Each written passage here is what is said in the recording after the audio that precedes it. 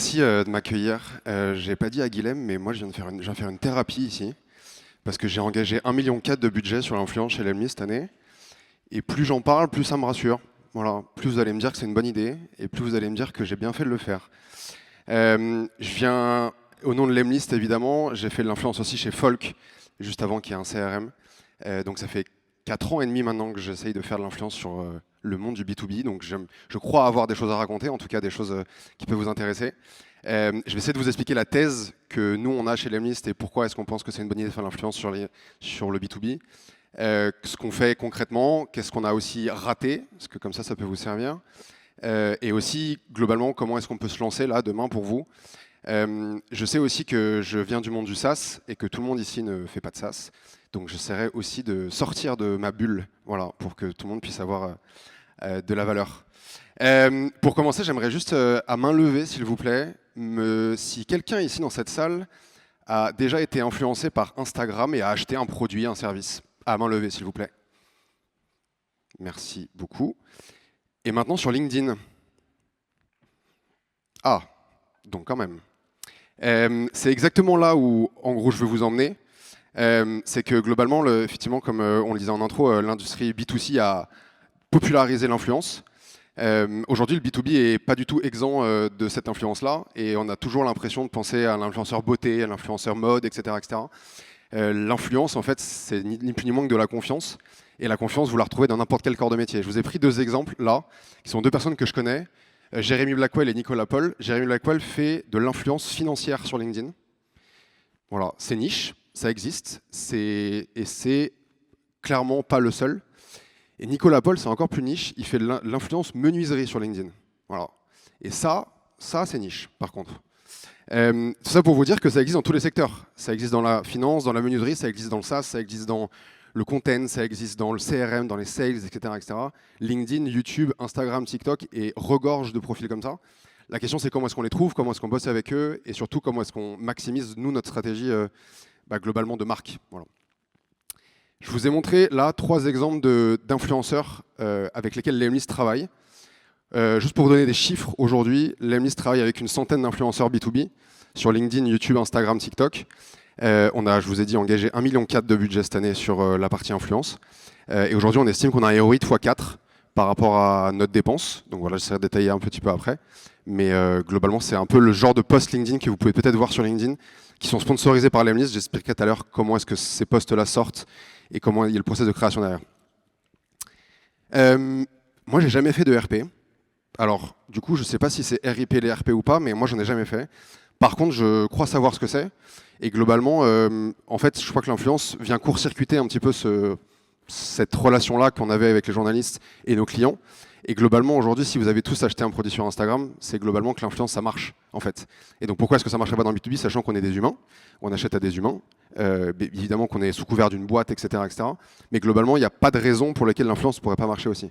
Aujourd'hui, votre client, il est d'abord influencé par ce qu'il voit sur les réseaux sociaux, comme un être humain lambda, avant d'être influencé par votre marque, avant d'être influencé par un média, etc., etc. Et donc aujourd'hui, clairement, l'objectif, c'est de court-circuiter cette relation-là et de faire en sorte que vous trouvez les bons influenceurs qui parlent aux clients que vous voulez targeter. L'influence B2C, évidemment, c'est très Instagram, TikTok, YouTube, etc., etc. C'est aussi des plateformes qu'on utilise nous en B2B et que pas mal de boîtes utilisent en B2B. Mais les principales plateformes que nous on utilise et que la plupart des boîtes utilisent sont LinkedIn évidemment, YouTube et les podcasts. LinkedIn pourquoi? Parce que c'est là où la crédibilité se fait. C'est un réseau social professionnel évidemment, donc on s'attend à avoir du contenu professionnel. C'est aussi une durée de vie qui est très courte. Un post LinkedIn, ça dure en moyenne 48 heures sur un feed. Donc forcément, il faut en avoir une grosse volumétrie pour que la marque s'installe, etc., etc. Là où YouTube, à l'inverse, est plutôt un sujet de long terme. C'est-à-dire qu'une vidéo peut continuer à avoir des vues au bout de 6 mois, 1 an, 2 ans, 3 ans, etc., etc. On a même nous des vidéos qui performent encore après 4 ans. Voilà. Parce que via SEO, parce que ça rank en SEO correctement, parce qu'il y a des requêtes, etc., etc. Donc c'est aussi une stratégie, les deux sont couplés. Et le podcast, c'est beaucoup plus targeté, beaucoup plus niche, mais ça vous permet d'être exposé à une audience qui est extrêmement précise, parce que du coup, forcément plus restreinte aussi, quoi. Ça, c'est Guillaume, le fondateur de Lemlist, qui me répète ça à longueur de journée. qui me dit que les sales, en tout cas la vente, c'est du timing, être là au bon moment, en tout cas arriver au bon moment, et de la confiance. Si votre prospect a confiance en vous, vous avez déjà gagné cette vente, en fait. La personne a déjà confiance, a déjà entendu parler de votre marque, de vos services, de vos produits, etc., etc. Et il y a déjà une confiance qui s'est installée. Donc si c'est le bon moment et qu'il vous fait confiance, il y a très peu de chances pour lesquelles vous pouvez rater une vente.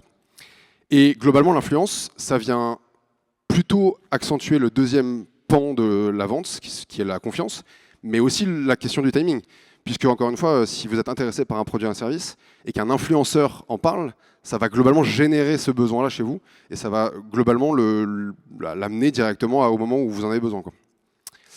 Ça, c'était important pour moi parce que je pense que dans la salle, il y a peut-être pas mal de gens qui disent « Mais non, mais moi, dans mon secteur, il n'y a pas d'influenceurs. Pas d'influenceurs, j'ai un secteur boring, etc., très chiant. » Sachez qu'il y a des influenceurs pour tout et n'importe quoi. Il y a des niches dans tous les sens et personne n'est à l'abri d'avoir un influenceur dans sa niche. Il y a des directeurs achats sur LinkedIn qui ont 10, 12, 15, 20 000 abonnés. Il y a des menuisiers, des financiers, des comptables. Il y a un plombier qui a fait le buzz récemment sur LinkedIn, etc., etc. Donc il n'y a vraiment aucune raison pour laquelle vous ne pouvez pas trouver un influenceur qui, globalement, parle à votre audience. L'influence peut être différente. C'est-à-dire qu'il peut y avoir une influence produit, il peut y avoir une influence de vision aussi. Et après, il y a des formats. Un expert comptable n'aura pas la même influence sur des comptables ou sur des entreprises qu'un ingénieur, par exemple. Parce que forcément, on ne veut pas montrer la même chose, on ne veut pas avoir le même impact aussi auprès des gens. Et typiquement, un format qui marche très bien sur LinkedIn aujourd'hui, les templates. Les experts comptables sont très friands de templates, donc comment réviser un bilan en X secondes, etc., etc. Donc c'est des choses très pratico-pratiques. Là où, par exemple, un financier va plutôt parler de je sais pas, le calcul qu'il a pour telle ou telle opération, etc. Donc, ce qu'il faut bien comprendre, c'est que le contenu s'adapte aussi à l'audience que vous avez, et pas l'inverse. C'est-à-dire que c'est pas l'influenceur qui va, lui, avoir sa patte, etc. Lui, ce qu'il veut, c'est parler à son audience. Et donc, vous voulez aussi parler à votre audience. Je mettais un directeur d'hôtel. Je mets ça parce que hier, j'en ai vu un sur LinkedIn qui avait 5000 followers, qui a fait un post où il a eu 600 likes. Voilà, un directeur d'hôtel d'un Ibis. Pas sexy, hein, voilà. Mais dans ces audiences, il y avait des groupes CHR, etc., etc. Et donc globalement, ça, si demain vous avez une audience intéressée ou intéressante par rapport à cette audience-là, globalement, ça peut faire du sens. Pourquoi est-ce que moi, la thèse que je porte, c'est que je pense que en tant que marque, on n'est jamais aussi crédible que via un influenceur. En tout cas, via un tiers de confiance. Je pense que ça, je ne vous l'apprends pas spécialement. Mais on a beau crier très fort, on sera toujours moins audible que quelqu'un qui parle doucement, mais par contre qui a la confiance de notre prospect ou de nos clients. Et globalement, l'influence aujourd'hui sert à ça. C'est-à-dire que c'est des gens qui ont déjà la crédibilité et déjà la légitimité pour parler à nos prospects, à nos clients. Alors ça ne veut pas dire qu'il faut arrêter, nous, en tant que marque, de leur parler. Ça veut juste dire qu'il faut coupler les deux et faire en sorte que ça puisse résonner au milieu, quoi. Ce qui est important aussi de comprendre, c'est que ce n'est pas forcément une channel d'awareness, en tout cas de visibilité, mais c'est aussi, moi je porte l'acquisition de chez Lemlist, et donc aujourd'hui ça fait partie de notre channel d'acquisition. C'est pas du tout une channel de brand, on fait ça pour générer du ROI, du business, du revenu récurrent, etc., etc. Et globalement, les posts qu'on paye, parce qu'on les paye ces posts, sont réutilisés dans toute notre strat. Strat ads, strat contenu, strat événementiel, etc., etc. Donc c'est juste une brique de notre stratégie de contenu et marketing qui juste accélère globalement le timing et la confiance. Je voudrais vous parler, moi, de 3 choses je pense qu'on a ratées chez Lemlist, mais même avant, moi, chez Folk. Le premier, c'est qu'on a créé des monstres. C'est-à-dire que moi, quand j'arrive il y a 4 ans sur le marché LinkedIn Influence, les gens ne sont pas très au courant que ça existe. Donc on paye un peu les gens 100, 200, 300 euros, etc., etc. Ces mêmes gens, aujourd'hui, m'ont demandé 5000 euros. Voilà, 4 ans plus tard. Je ne dis pas qu'on a créé des monstres, je dis juste que potentiellement, on a aussi, c'était une bonne chose, on a misé sur les bonnes personnes au départ, mais aujourd'hui, globalement, en introduction, on disait que l'influence B2B n'était pas trop répandue. Spoiler, ça l'est, c'est-à-dire que beaucoup de boîtes que vous connaissez font de l'influence B2B, des boîtes américaines dépensent des millions et des millions de dollars en influence B2B, et donc aujourd'hui, il y a des agents de créateurs LinkedIn, il y a des agences, les gens sont structurés, il y a des grilles de prix, etc., etc., etc. Et donc du coup, globalement, aujourd'hui, vous arrivez dans un marché qui est déjà un petit peu organisé. Donc je suis désolé, c'est peut-être de ma faute, mais globalement, aujourd'hui, on va vous demander des prix qu'on ne nous demandait pas il y a 4 ans. Voilà. Ça, c'est le premier truc. Donc ça, c'était mon petit exemple. Et oui, on avait raison dans le sens où ces créateurs-là qu'on a accompagnés, aujourd'hui, ils nous rapportent le même ROI qu'à l'époque. Donc ça, c'est plutôt une bonne nouvelle aussi. Autre chose qu'on a raté pour moi, c'est qu'on avait toujours cet espoir qu'un influenceur décolle avec nous. Donc on le payait, ça ne marchait pas, ça ne marchait pas, ça ne marchait pas. Et on se disait, ah mais c'est le moment, c'est le contenu, c'est pas idéal, etc., etc. Maintenant, on a une règle qui est extrêmement claire. On collabore 3 mois. Si au bout de 3 mois, on ne trouve pas, et les critères sont les mêmes pour tout le monde, si on ne trouve pas la performance qu'on attend, on arrête. Peu importe si c'est peut-être une bonne idée, peut-être que ça prend du temps, etc., etc. On essaie d'être extrêmement exigeant sur l'appréciation de la performance d'un influenceur qui travaille avec nous, et on essaie d'avoir la même, alors évidemment ça change en fonction de certains marchés, certains pays, etc., etc. On essaie d'avoir la même pour tous, pour essayer d'être le plus scientifique possible, même si ça n'existe pas. Le troisième, ah oui, je suis allé vraiment en avance, dis donc. Le troisième fail, en tout cas, la chose qu'on a ratée, je pense comme tout bon marketeur, on se dit on va aller au plus efficace, donc à la personne qui a le plus d'abonnés, le plus d'audience, la plus grosse audience, etc., etc. Et en fait, globalement, sur LinkedIn, mais je crois que c'est à peu près la même chose sur d'autres pour le B2C, les grosses audiences ne sont pas forcément les meilleures, évidemment, puisque l'audience elle est très diluée, et donc forcément il y a beaucoup de gens, mais du coup il n'y a pas forcément que la target que vous ciblez vous. Et donc on a bossé avec les plus gros profils de LinkedIn, des gens qui ont 200, 300, 500 000 abonnés sur LinkedIn, et c'est globalement des gens qui vous donnent beaucoup de reach, par contre c'est des gens qui ne vous donnent aucun ROI. Il n'y a aucune façon de rentabiliser un post avec quelqu'un qui a 500 000 abonnés, ça vous coûte 10 000 $, mais globalement vous en tirez aucun ROI puisque ça ne compensera jamais le coût, enfin le coût ne sera jamais compensé par le business que vous allez générer. Puisque globalement, il y a évidemment un peu de votre audience, mais il y a aussi beaucoup d'autres audiences que vous ne voulez pas targeter. Voilà. Ça, c'est aussi un truc que nous, on a raté, je pense, au départ, et aujourd'hui qu'on fait beaucoup moins. Aujourd'hui, pour vous donner un idée, nos meilleurs créateurs avec qui on bosse sur LinkedIn, ils ont tous moins de 10 000 abonnés. Voilà. 10 000 abonnés, c'est pas dinguissime. Par contre, l'audience à qui ces personnes-là parlent est extrêmement, extrêmement précise et du coup intéressante pour nous.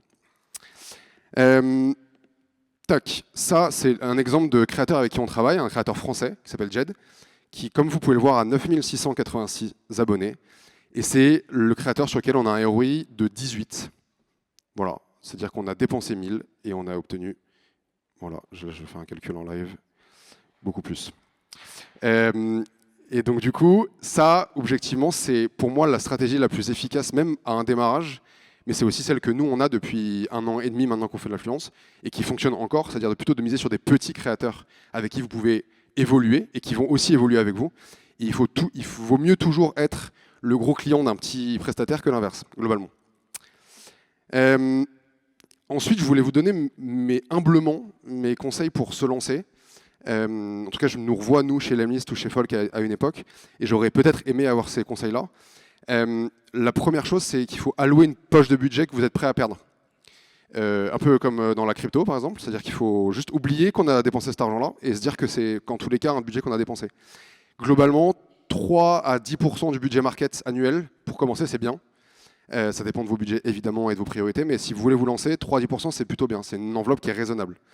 Comment est-ce qu'on se lance? On choisit 4-5 influenceurs qu'on connaît, ou que nos clients connaissent, notre marché connaît, etc., etc. On travaille avec eux en très très étroite collaboration, on crée le contenu avec eux, on réécrit les posts s'il y a besoin de les réécrire, on fait des visuels, on s'aligne sur le timing du post, etc., etc. Et là, vous achetez pas du ROI, vous achetez pas du business, vous achetez de la data, c'est-à-dire que vous achetez, ok, qui est-ce qui va réagir au post, qui va commenter, c'est quoi les impressions, c'est quoi mon CPM, etc., etc., etc. Donc là, le premier batch, il sert pas à faire de l'oseille, il sert clairement à vous donner l'aperçu de ce que c'est votre marché de l'influence B2B pour vous, pour votre entreprise. Ce que nous, on fait aujourd'hui, juste le format, donc 3 mois de collaboration, on paye fixe par poste. Oubliez les sujets de variables, de si jamais le poste pète, etc., etc., on fera mieux. Ça, c'est non. On paye fixe par poste, jamais upfront, on ne paye jamais d'avance, évidemment, puisqu'on a eu des déconvenus. Voilà, et globalement, ce qu'on regarde, nous, les 2 indicateurs qu'on regarde, c'est le CPM, donc aux impressions LinkedIn.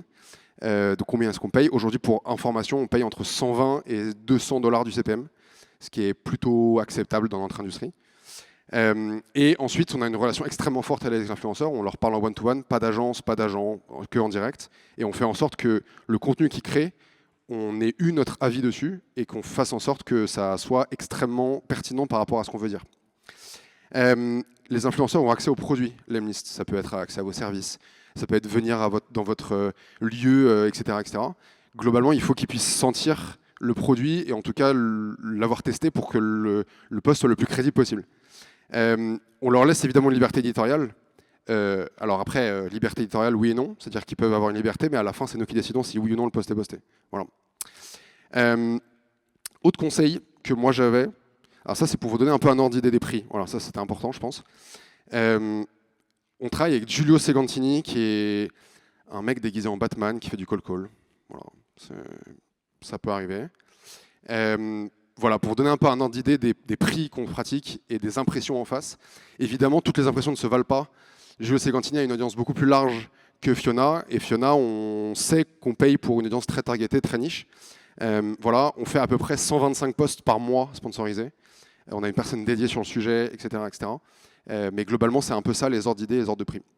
Un autre point que je voulais vraiment aborder, c'est l'attribution. Je fais du gros marketing depuis 10 ans. Attribuer des choses, c'est un plaisir non dissimulé. Il faut un peu oublier ce côté attribution pour l'influence.